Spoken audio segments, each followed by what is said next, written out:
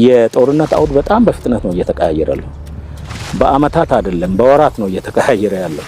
ለምሳሌ ሰው አልባ ድሮ ከ4-5 አመት በፊት በስም ነው የምናውቀውኛ፣ በቲዮሪ ነው ገዝተን ተጠቅመንበታል፣ እየተዋጋንበት ነው። አሁን ደግሞ ጸረ ድሮን መጥቷል፣ ጸረ ሰው አልባ መጥቷል። ነገ ደግሞ ምን እንደመጣ እናገኝ።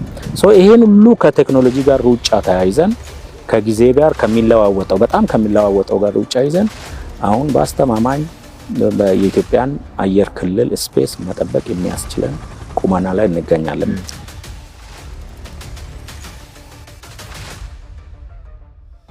ባንቴ ዙሪያ ላለው ጠላት የሚመጥን አቅም በትክክል ሳትስት በመገንባት ነው ዲተረንስ የምትፈጥረው እንጂ በሚዲያና በትንጋጋታ አይደለም።